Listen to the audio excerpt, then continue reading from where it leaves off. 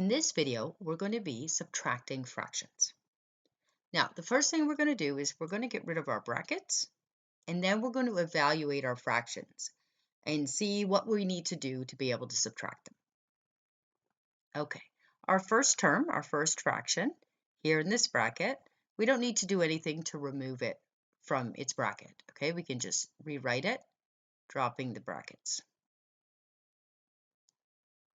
Now, our second term is actually similar, okay? We have this negative or this minus on the outside. We have a positive on the inside. We don't see it because we don't need to write the positive. But whenever we're going to multiply two whole numbers, fractions, whatever, and one is a negative and one is a positive, the answer is always going to be negative. So all we need to do to rewrite this is just write the negative or the minus sign and then simply 1 over 3. Okay, we are subtracting fractions. We need to have both or all of our fractions to have the same denominator. Okay, that's the number on the bottom. But when I look, we don't have that. Okay, we actually have two different denominators.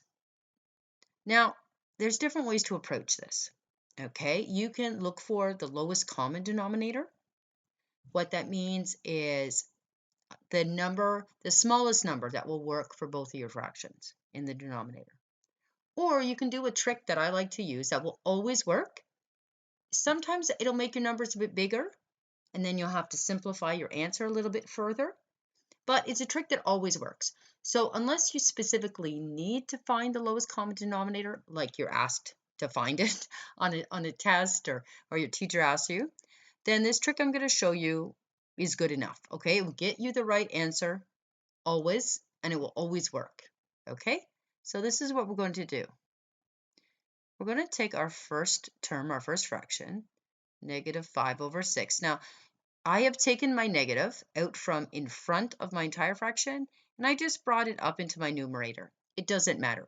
I cannot put it in my numerator and my denominator at the same time, or it will cancel, okay?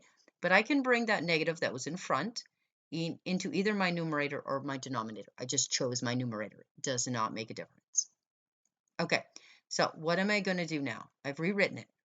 I'm going to take the denominator of my other term, my other fraction, in this case 3, and I'm going to multiply that by my numerator and my denominator of this first term, okay? Now, I'm going to do a similar thing with my second term. I'm going to leave, in this case, I'm going to leave this minus, this negative on the outside. I'm going to rewrite the fraction, 1 over 3. Then I'm going to multiply my numerator and denominator by the denominator of my first fraction. In this case, it was 6. Okay, so you can see how my numbers are going to get bigger this way, right? I'm not going to end up with little numbers, but that's okay. I can still simplify them after, okay? So let's just go ahead and do these multiplications, simplify our fractions up a bit, and see what we get.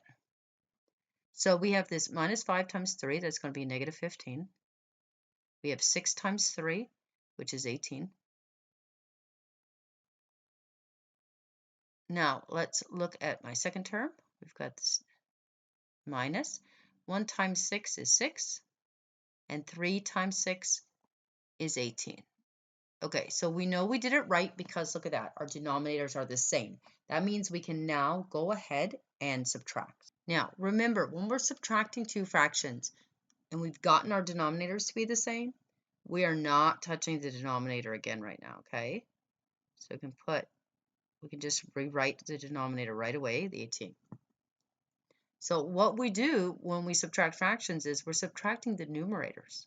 So in this case, we have minus 15 minus 6, which is minus 21, which we can rewrite. We can pull that minus, that negative, outside again, and that gives us 21 over 18.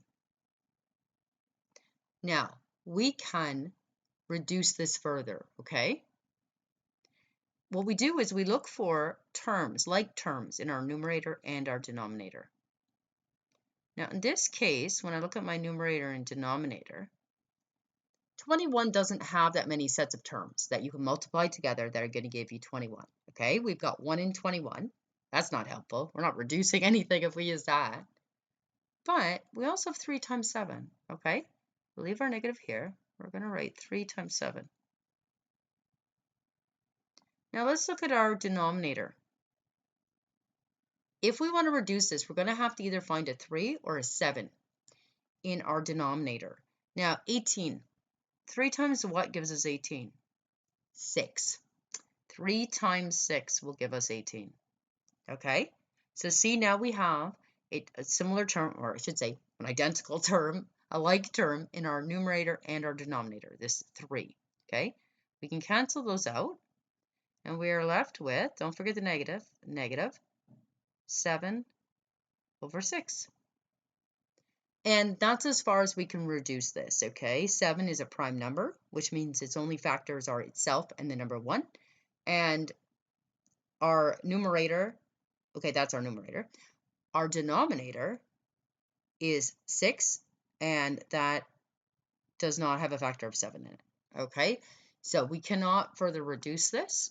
Our final answer then is negative 7 over 6.